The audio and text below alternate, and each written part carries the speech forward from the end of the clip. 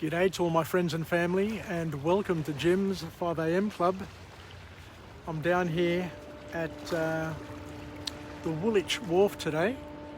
I thought I'd just come for a drive and got a day off from work, so didn't know where to go, what to do, and my road brought me to this location. And believe it or not, I've never been here before, never been to Woolwich Wharf, but it is a beautiful pocket of Sydney with many beautiful houses and a very, very peaceful village style of atmosphere. A truly beautiful place to be and visit. What I want to do today is take you through a book summary, and today's book summary is entitled The Charge. The Charge, by an author known as Burchard. So this book is an interesting book in terms of teaching us how to generate energy and charge in our lives, and also how to take a greater charge of our lives, because the more autonomy that we have, the more energy we're going to be able to expend and to find, believe it or not. So the author kicks off with an interesting quote, and the quote is as follows: "No matter your position, circumstances, or opportunities in life, you always have the freedom of mind to choose how you experience, interpret, and ultimately shape your world." That's a powerful sort of quote. It's a powerful message and something that we can all benefit from. And not a bad way to kick off a Monday with a book summary with this sort of empowering message for each and every one of us. So there are three key messages to come from this author in this book, and they basically describe our lives as one of three categories. And he says that whether you want to be caged, comfortable, or charged, the type of life you live is up to you, including the consequences.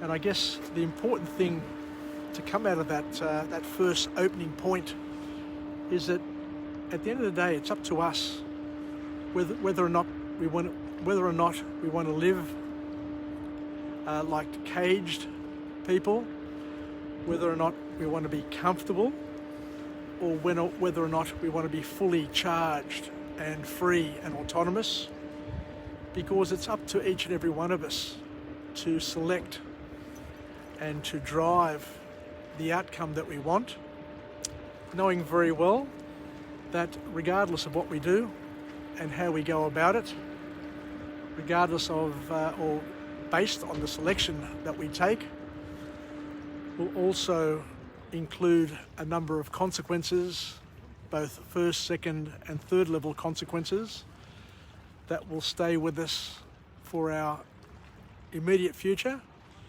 and also well into the rest of our lives. But the thing is that most people don't see that the decisions that they make for the short term have long-term consequences. And this is where the author really adds some value by being able to detail what you're signing up for or what you're not signing up for, and how later in life you may be looking back and saying to yourself, had only somebody told me, had only somebody given me the heads up that I do have choices, and the choices are whether or not to be caged, whether or not to settle for comfort, or whether to go for the full hog and get everything and be fully charged, fully autonomous, and fully free. So the author then goes on to explain to us and to describe and to define what the different types of life are. So let me get out here on the platform. So from the author's perspective, a cage life is a life where you end up doing all the things that others want of you. Wow, that rings true, doesn't it? How many people live a life that is based on what other people want them to do? What their partners want them to do, what their parents want them to do, what their grandparents wanted them to do, what their uncles, aunts, workmates, community leaders, friends, buddies, you name it. There's a whole host of people around us trying to influence our futures and our present, not necessarily for our own benefit, but for their benefit. So the author here says that we need to understand and sit back and reflect and clearly communicate with ourselves. What life are we currently living, and what life do we really want to live? Because if you're living a life that is based on what other people want of you, that has its advantages and its disadvantages. And as we said before, it's got first, second and third level consequences. Look, admittedly, some of us don't have a choice. You know, if you've got a life where all of a sudden you've got parents that depend on you, if you've got highly dependent children, if you've got a partner who is ill, then you know your dice is cast, and you basically need to do whatever you need to do to support them as best you can. But not everybody has people who depend on them and who are truly dependent on them. A lot of people force us to be dependent on them, but we don't have to be locked up in that cage. So the author says that a lot of people fear losing their acceptance of other people if you don't follow their path for you. Now, we've all been there. We've all had those friends who apply a lot of pressure to us. And you know that if you don't agree to their demands, that you may end up losing the friendship, and so you end up doing a lot of the things that you don't want to do just to appease them, just to make them happy. But as we said, what generally happens in that sort of situation is you end up living a life which is a lie, which you don't feel fulfilled with, and one day you're going to wake up and explode and rebel. A comfortable life, on the other hand, is a little bit different from a caged life. So instead of living the life that other particular people want you to live, so specific people, a comfortable life is defined by this author as being a life which society deems as a good life. So we've got social norms, we've got cultural norms, we've got all of these ideals that have been formed around us, which kind of indicate that if you live like this, then you're going to live the good life. But once again, the good life comes with its consequences. It means that you once again are limited to doing the things that, you know, the consensus are happy with you doing, but it may not be the life which ultimately allows you to express yourself fully. Because as we've said on many Jim's 5am clubs, we are all different, not only from each other, but different for each other. So we all need to express our gifts and what we're absolutely great at in order to bring a balance and a neutrality to people around us, so that we can all enjoy the fruits of each other's strengths. So the author then goes on to the next formal point, which comes out of this book here, which says that the first of all your drives is reframing your understanding of control. So it's all about changing the way we see how control works. And the baseline drives will help us improve our inner self. So the baseline drives that the author talks about in terms of leveraging, understanding, and working through are as follows. The baseline drives are control, competence, congruence, caring, and connection. Because at the end of the day, we know that we can control our emotions and our reactions, but in order to generate the life around us that we truly deserve, we not only need to control what we do, we need to have the skills and the competence and act on those things. And the things that we are competent at and that we act on and that we incorporate into our life needs to be congruent. It needs to be aligned to our values, our goals, our dreams, not the ones that our parents have set, not the ones that society has set, but the ones that we have set, because each and every one of us, as we said, have the gifts, have the talents, but also have our unique mission to achieve. We've all got our calling or callings. And we need to do what we do with a sense of caring and responsibility, and also with a sense of connection, is what the author tells us about. And the last formal point to finish up on is that that change can be a good thing. You just need to improve your attitude about it. So we're all capable of changing, and I know more than anybody else that change in our life can happen really, really quickly. It can happen in a heartbeat.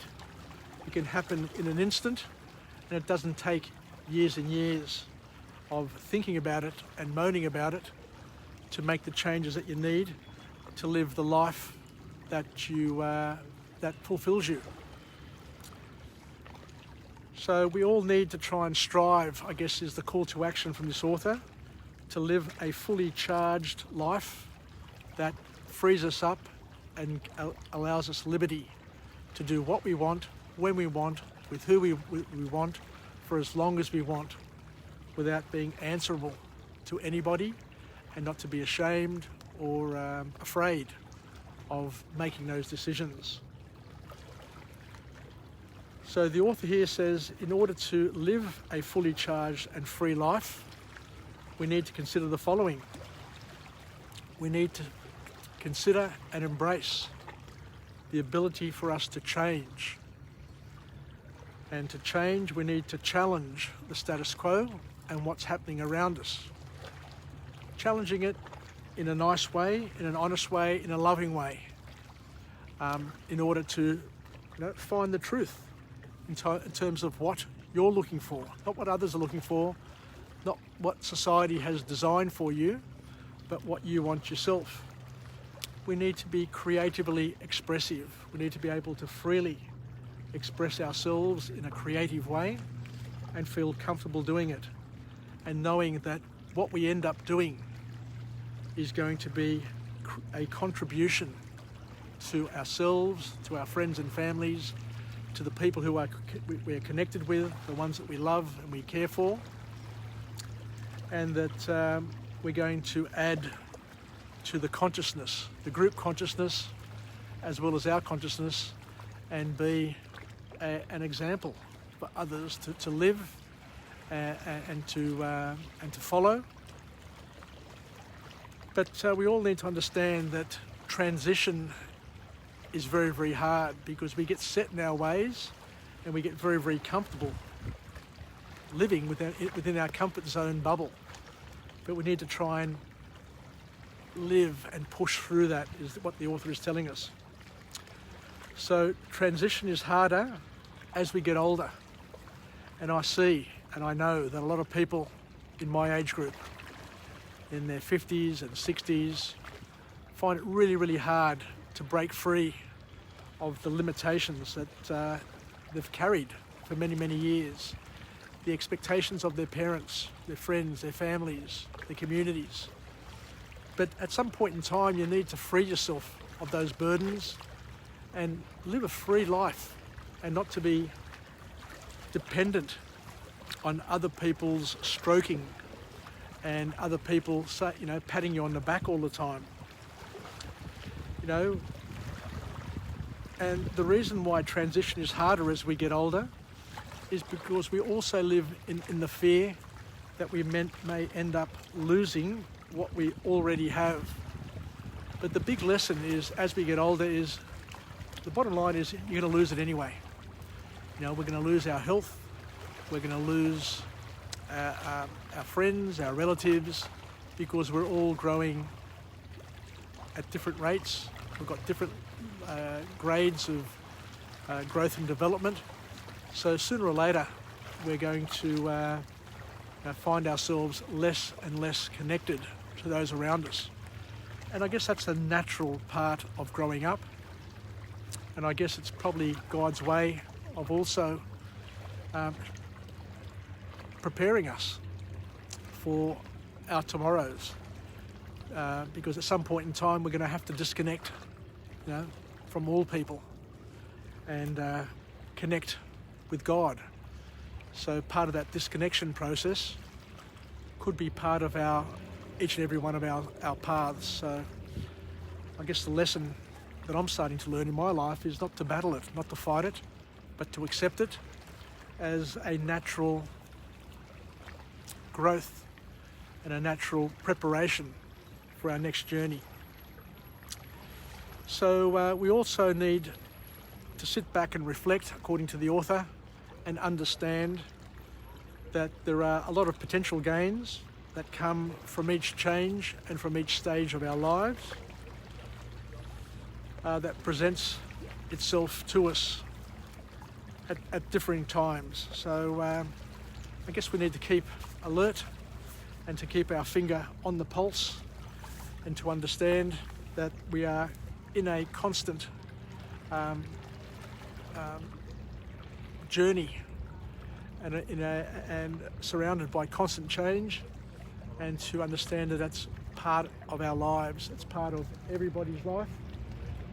And here comes the ferry, here comes the bus, so everything seems to be aligned perfectly for today. So I think I'll finish up with a positive affirmation. I'm alive, I'm well, I feel absolutely great. To my friends and family, stay connected, stay relevant, stay reasonable, and most importantly, let's take some of these lessons and use them for our benefits, so we can be the wind beneath our wings, and we can live, learn, and pass it on. So once again, thank you for joining me on this episode of Jim's 5am Club, where I come to you from the beautiful and very picturesque part of Sydney known as Woolwich, where we've got the ferry just coming in to pull up and take the passengers back to Circular Quay. And I think what I'll do one day is I'll catch a ferry out here and catch a ferry back, just to give you the sights of this part of Sydney as seen from the water, because Sydney is a beautiful place, and one of the benefits of Jim's 5am Club is that we can highlight the beauties of this city of Sydney, and also overlay on top of it what I've got available to me. Anyway, I'm heading off to Rhodes now to meet up with Arthur, my boss from work, to have a coffee and a chat, and I look forward to catching up with Arthur and look forward to catching up with the team there at Zenith. So yasas everybody, take care, and bye for now from Jim's 5am Club on this glorious autumn day, and we'll chat again. Bye for now.